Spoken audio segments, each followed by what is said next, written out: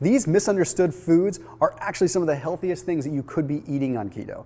There are so many good, healthy, high-quality foods that we throw under the bus and we say that they're super unhealthy simply because mainstream food and mainstream healthcare tells us that they're bad. That's not the case. I'm going to break down what I think are the 3 most unsuspecting healthy foods on keto. You are tuned into the internet's leading performance, nutrition, and fat loss channel with new videos on Tuesday, Friday, and Sunday at 7 a.m. Pacific time.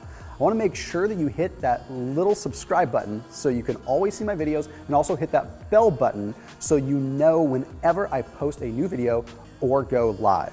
Okay, also, I want to make sure you check out Thrive Market. There's a link down in the description that'll let you check them out. Thrive Market is awesome because you can literally get your groceries online without ever having to go to the grocery store, and quite frankly, get them cheaper than what you would get them for at the grocery store. So you got to make sure you check out Thrive Market down in the description after you watch this video. All right, the 3 foods that I'm going to give you are foods that you can easily implement into the keto diet. So let's go right into them without wasting any time. The first one is mayonnaise. Everyone thinks that mayonnaise is bad. It took me so long to explain that mayonnaise is a health food. Mayonnaise is good. People think that mayonnaise is bad because they feel like it's just pure saturated fat, because it's fat in sort of a solid form. The reality is, it's not really a solid. It is a solid, literally, but it's not a solid in the sense that you basically have liquid, poly, and mono unsaturated fats that have been emulsified in such a way that they become more of a solid. You see, mayonnaise, when you break down the ingredients, is one of the best things that you could ultimately eat on a ketogenic diet. You see, the reason it technically becomes a solid and why it gets confusing for people is because you have lecithin that's in the egg yolk that acts as an emulsifier. So it takes like the lemon or the vinegar or whatever the watery liquid is and allows it to be combined with an oil. Normally, when you combine a water-soluble thing with a fat-soluble thing, you're going to get like an oily mess, right? And nothing actually happens. It doesn't blend. But when you have an emulsifier, like the lecithin that's in the egg yolk, or sometimes a little bit of mustard, it allows it to emulsify and become a solid. This is where it's really cool though, because now you get the benefit of some really healthy oils. The cool thing is we don't have to fall victim to just the soybean oil and the canola oil that's in most of the mainstream mayonnaises these days. There's a lot of different mayonnaises that are out there that use avocado oil, use macadamia nut oil, or you can make your own. I even did a video on that. The fact is, the basis of mayonnaise is great.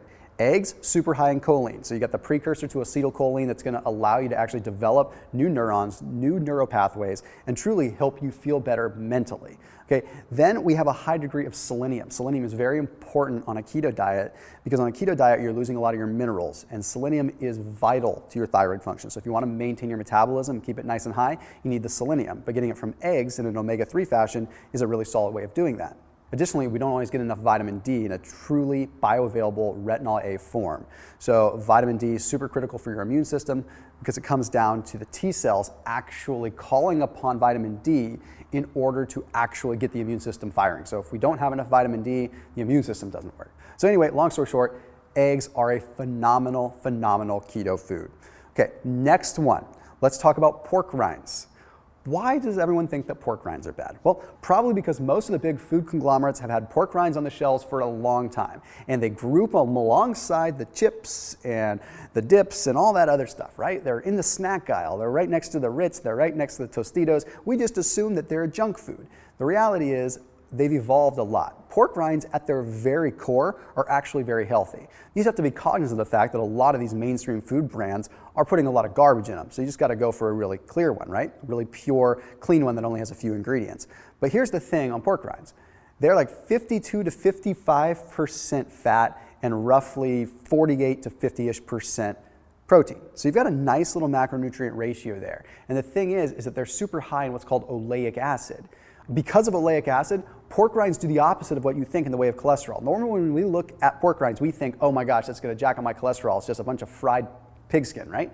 Okay, not true at all. The oleic acid actually stops the production of cholesterol receptors in our gut, which means that it makes it harder for our body to take in dietary cholesterol and release it into the bloodstream. It actually gets rid of some of the receptors that would normally do that. So the oleic acid that's in pork rinds is actually really good for us. Now, the other thing that we have to factor in is high levels of glycine. Okay, glycine is super powerful when it comes down to connective tissue and skin.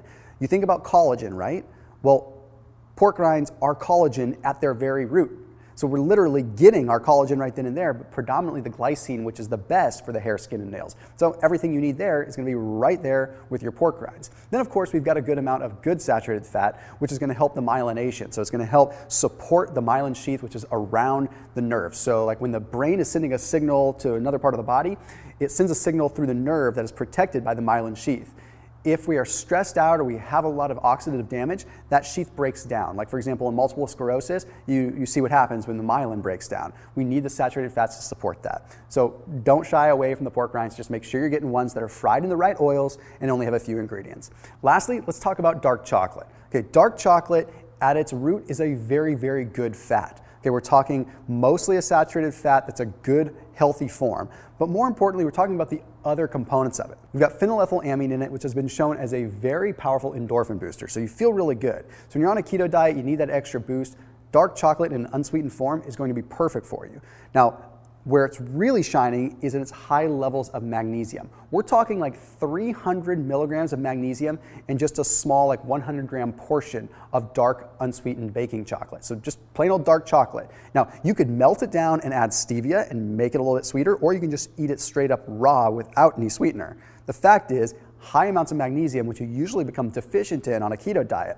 Now, in addition to having magnesium in the mix, it also has oxalic acid, which blocks calcium absorption. That sounds bad, but calcium is the opposite of magnesium. Calcium makes you stressed out, it's an excitatory mineral, so it gets you excited. We want to reduce the amount of calcium and increase the amount of magnesium in our bodies, generally speaking. So lots of magnesium coming in from the dark chocolate, and then of course the oxalic acid blocking the calcium. So very powerful thing there. Then of course we've got theobromine. Now theobromine is just another way to get some more energy in a non-habit forming way. So small amounts of caffeine in dark chocolate, but higher amounts of theobromine, which just give you a feeling of energy without you getting hooked on it.